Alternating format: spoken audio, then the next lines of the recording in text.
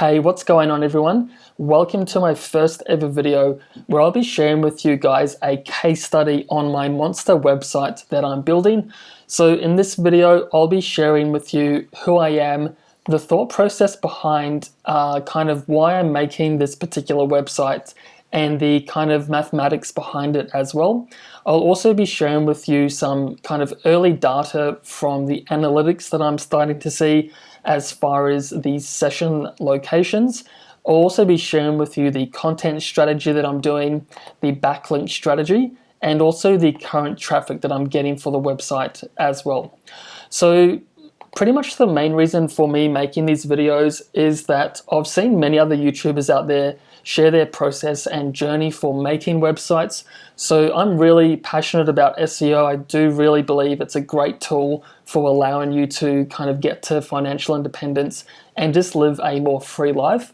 So if I can kind of share any knowledge or experience that I might have, then I think that's just a really awesome way of contributing to the community as well. And just as a side note, I do want to try and make this video in one shot with no edits, just to kind of save the time in post-production. So if I do make any mistakes along the way, please forgive me for that. So this is the monster website. So before I dive into the kind of backstory behind the website and where I'm up to currently, I'll just briefly share with you guys kind of my experience with SEO and kind of what I've focused on in the past. So for myself, I've been in SEO for 10 years and I've been doing it full-time for the past 3 years. So I completely stumbled across SEO on accident. I just happened to make a website on a whim, and then on that website I did write a couple of blog posts. They were just beyond terrible. They were so bad. But for whatever reason, I wrote on a topic that a lot of people were searching for. I didn't even know about keywords, search intent, search volume, any of those things. I just wrote the blog post, and for whatever reason, people were enjoying it and reading it. And from there, I put AdSense ads on the website, and that pretty much got me hooked instantly. As soon as I woke up and saw that first $2 in my AdSense account, that really hooked me to the power of making passive income websites, authority websites, whatever you want to call them. So initially I did start with AdSense, and then with most people that begin down that journey, they naturally progress over to the Amazon Associates program. So I was doing Amazon Associates for around 3 years now, and I was doing it for around 3 years, and then I did flip a website.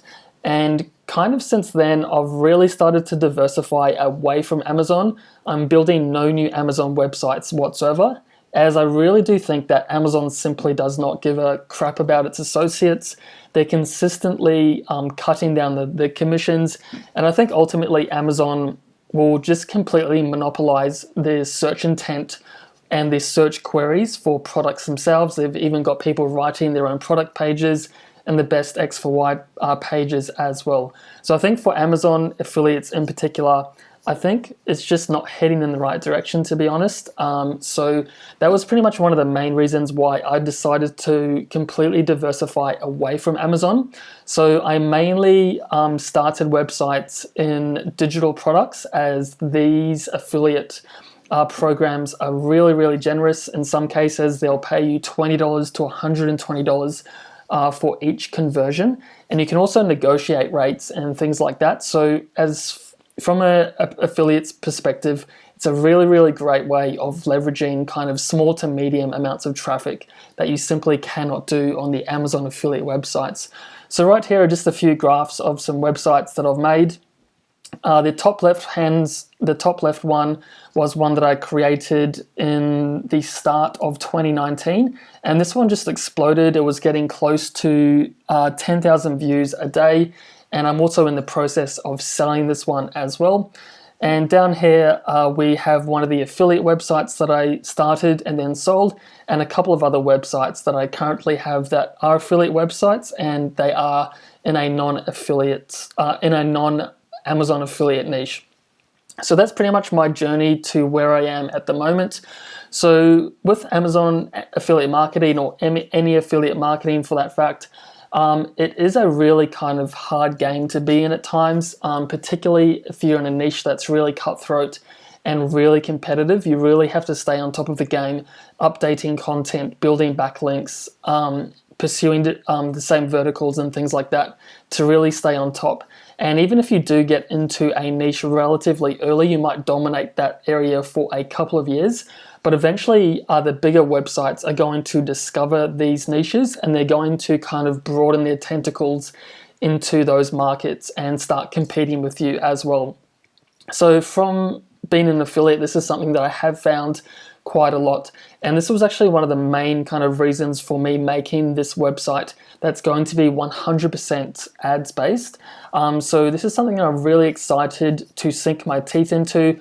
I've always made affiliate websites with a little bit of sprinkling of ads within the content, whether that's Mediavine or any other platform, just to kind of diversify the revenue streams of the website, and also to increase the valuation for selling at a later date as well. So that's pretty much my experience for who I am, my kind of SEO experience and career, I guess you could call it. I did ramble on a little bit there, so I'm going to move over to the next slide and get stuck into the case study. So pretty much the whole idea of making this case study or rather this website is based on this simple calculation right here. And that is simply that one post can get you on average of 350 views per month. So from my own experience, I typically do get around 500 to 800 views per month from blog posts on my previous websites. So this definitely is a conservative estimate, but I always do like to have conservative estimates whenever I'm kind of planning out a website, just in case I get the keyword research wrong, the audience, or just kind of any other calculations that might skew the results. So that is one post, 350 views per month. That's what I'm kind of basing each blog post on. And as for the average RPM, again, I've gone really, really conservative for this website of $15. And this is just purely based on the ad rates. And one thing for this particular niche is that 95% of the traffic is from America. So I actually do expect this to be higher, somewhere around the $20 to $30 range, maybe even higher. But again, I do want to be on the conservative side, as you never really know in the beginning as well. Now, in saying that, I can always sprinkle an affiliate down the track, whether that's through pop-ups or somehow integrating platforms into the content that's already on the website. But with this simple calculation, you can really start to scale up the potential traffic and earnings based on this simple calculation. So for 100 posts, this will equal to an average of 35,000 monthly visitors, which will equal to $525 per month. Now, if you times that by 10, that will get you to 350,000 views per month with an average of $5,200 per month. And then if you double that, it will just be double again, 700,000 views and $10,000 per month. So as for where I am at the moment with this website, I have published I have published just over 500,000 words in around 4 months. So I am on track to reaching the 1,000 post milestone. And you might be thinking that this is just an absurd amount of blog posts that you would ever want to write.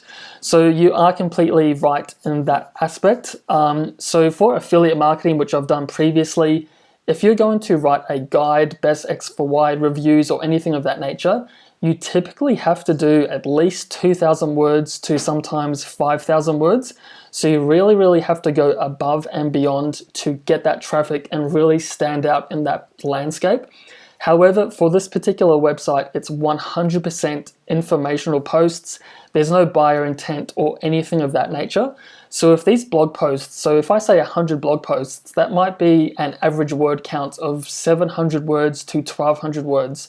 So you don't necessarily have to write 300,000 words for 100 posts.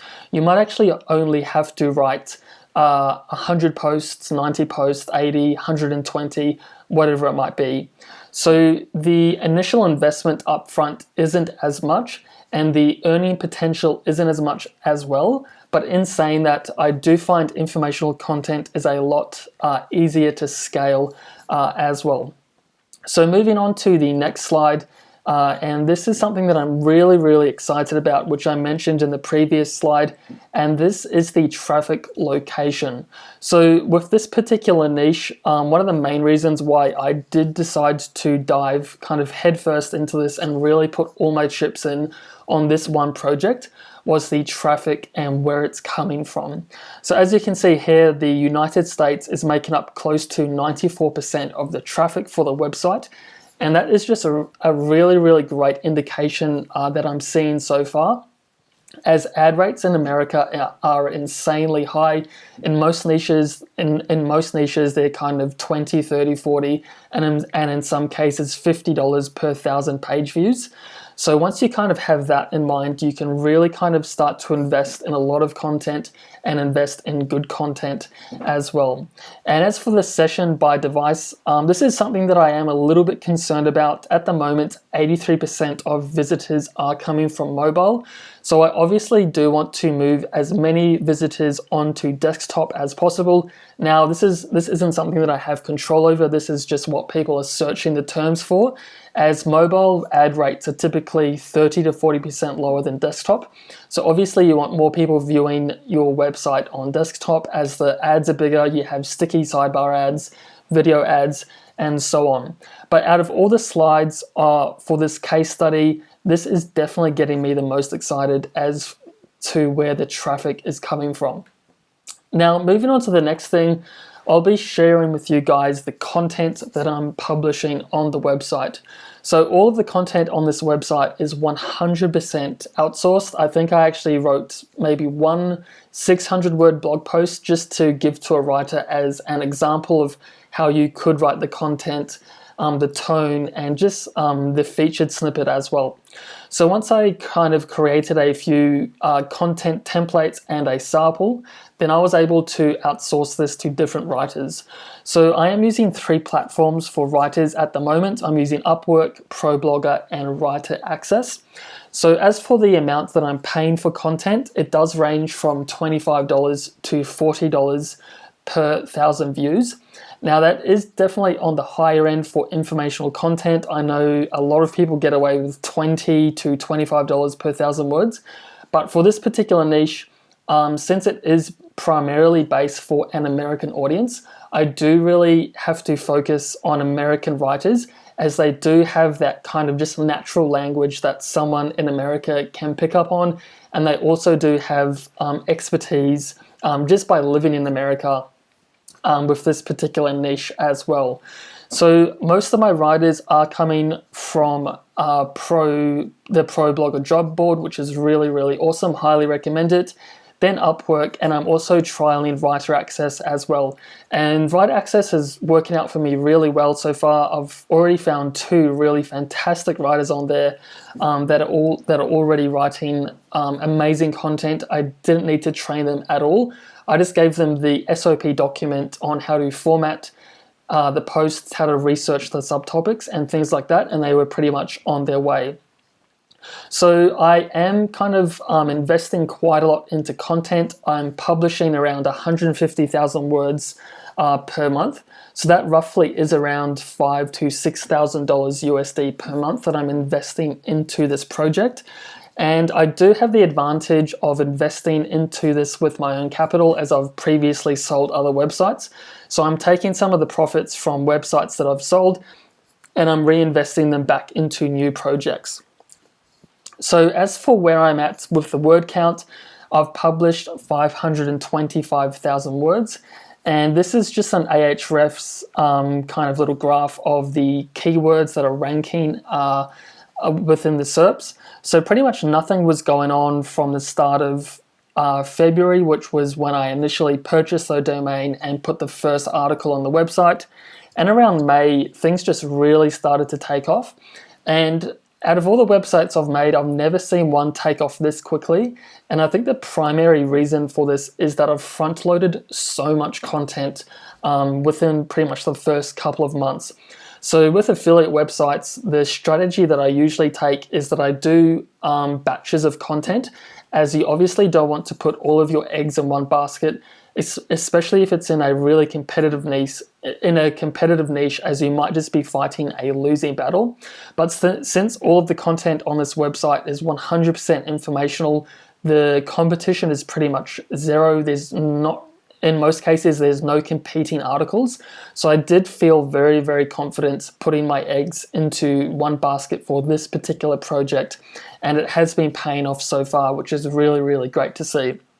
Now, another thing that I'm really, really focusing on with this website is creating high quality content, which obviously we all want to do. But what I'm really trying to focus on here with this particular website is really to get into the brain of the reader, really figure out the user intent, as this is a really, really critical thing, because I have seen other websites try to tackle this niche. There are a couple of players in this niche that are doing quite well, but most of the websites that I see that try to tackle this niche really don't understand the user intent and what the searcher is actually trying to figure out with their query. So that's something that I'm really, really focusing on with this website, and it has been working out quite well. And I'm also really focusing on the featured snippet paragraphs. So pretty much every article, except for maybe a dozen or so, all have a featured snippet in them. And as you can see on the left here, all of these quotation marks are telling me that I have the featured snippet in Ahrefs. So this is really, really what I'm wanting to achieve for this website. And I know there is some back and forth whether or not you should try to gain the snippet. But for me, I do think it is a bit of a balancing act. If you can get on the first page of the Google SERPs, then if you're on ranking number 8 and you have a really good featured snippet, then that can skyrocket you to the position 0 as well. So I'm really, really focusing on writing amazing snippets and really kind of refining the content that's within them as well.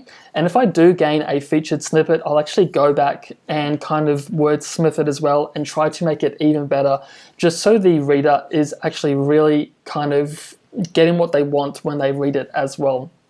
And just another little thing that I would add to this as well, if you are doing featured snippets, I would personally add one at the top, and then I'd also add a second supplementary one down the bottom in the conclusion. Now, this is a really, really awesome method that I've found, is that this allows you to essentially have 2 Google snippet paragraphs within the one article. So you obviously do want to write them differently and have them structured a little bit differently, but this essentially allows you to put 2 hooks into the ocean, and Google can pick up on either of them as well. So some of these featured snippets that I've gained here, most of them are for the are for the featured snippet at the top of the article, but in some cases Google will actually scrape the one down the very bottom of the article as well. And if that is the case, I will actually go and change the top snippet because for whatever reason Google liked the bottom one. So that kind of gives you a kind of an internal A/B testing way of what Google prefers as the featured snippet as well. So that's pretty much where I'm at for the content, where I'm getting it from, how much I'm paying, and the amount of words as well. So for future case study updates, I'll also be sharing with you how much I'm publishing, the tracked keywords, and those kinds of things as well. So the next thing that I will cover is the backlinking strategy for this website, or the lack of one. So for myself personally, I just simply hate building backlinks. I just find it such a pain in the ass, which I'm sure everyone does as well. It's kind of just like a necessary evil that you kind of have to do. But since this is a purely informational website, this really isn't something that I have to focus on too much. And even when I do affiliate websites, I do zero outreach whatsoever. I just can't stand it. The really only link building that I do for pretty much all of my websites is Hurro, to get the ball off the ground, to get the momentum going. So I've actually outsourced all of my Hurro to my virtual assistant, so she'll go in every day and reply to around 5 to 10 queries, and that's just getting me some initial backlinks. And the second backlink strategy that I'm doing is to create link bait articles. So this is something that I really don't find many people talking about, but from my experience, creating link bait articles is a really fantastic way of kind of leveraging content to get really strong backlinks in a really passive and cheap way. So an example of a link bait article would be something that a website, a newspaper or magazine would want to link to. So an example of this could be something like the benefits of gardening, or is gardening a skill? Kind of something that someone would be searching for when they're doing research for a topic, and they can just link to one of your guides within their post as well. So that is an example of a link bait article, and you might spend maybe $50 creating this link bait article, but if you get 10 backlinks over the lifetime of that piece of content, then you've essentially spent $5 per backlink, which is a lot cheaper if you're doing manual outreach. People are trying to ask you to pay $200, $300 for a backlink. And this is also a passive strategy as well. So you build the content with the objective of getting traffic and also getting backlinks as well. So right here is a screenshot from Ahrefs. So I've got backlinks and referring domains. So this doesn't accurately represent how the website is actually tracking as far as backlinks. I think out of these 68, I think close to 55 of these are just like blog spots, spam domains that have just been crawling the website and creating spam. But I think about 10 of these domains have been acquired from Haro link building as well.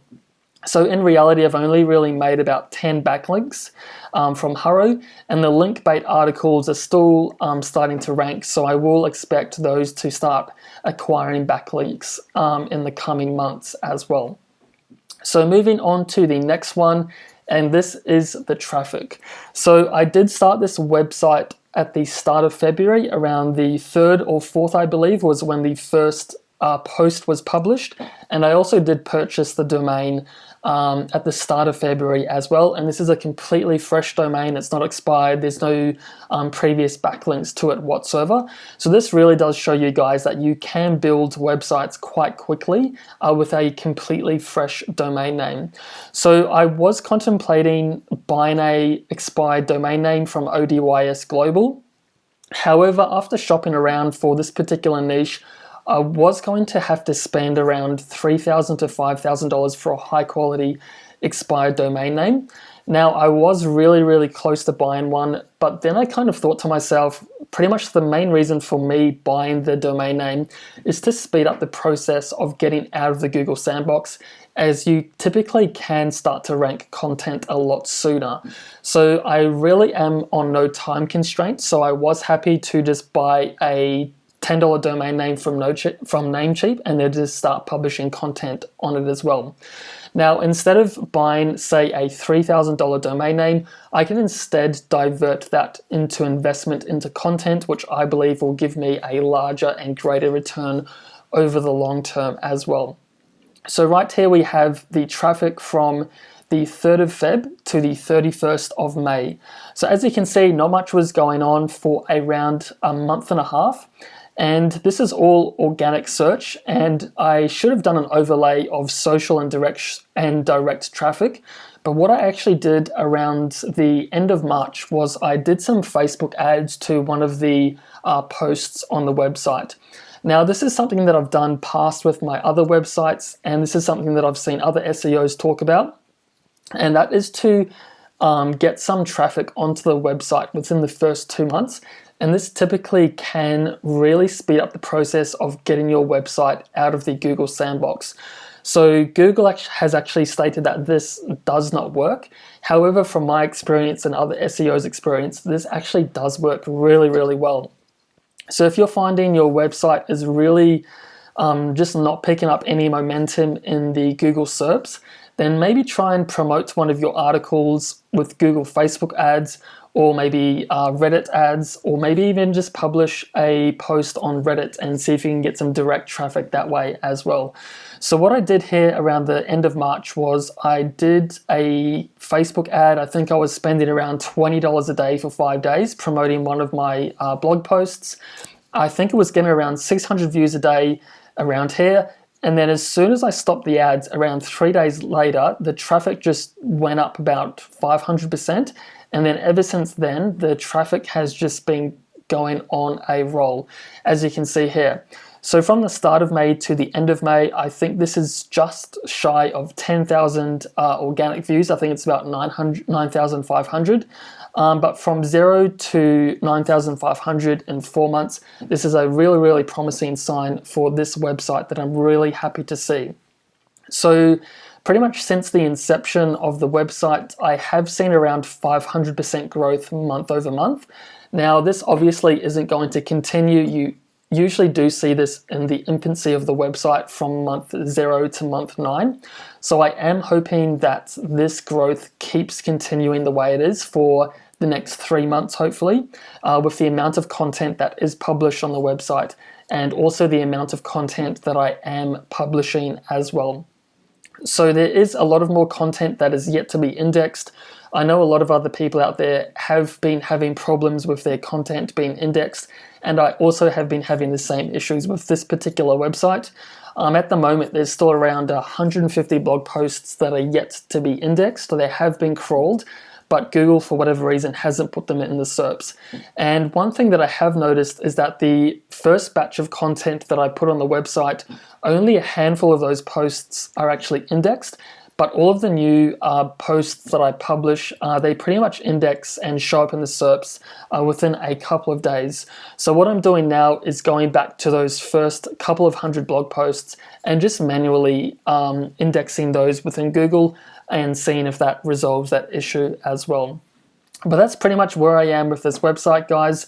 I'm sure I did miss a couple of things within this case study. So if there's anything you would like to know, please drop a comment down below and I'll try to include it in the next case study update. So I really hope you have gotten some value from this video. If you have, please subscribe and hit the like button so you can get notified for future case studies. So thanks for watching. I'll see you all in the next one.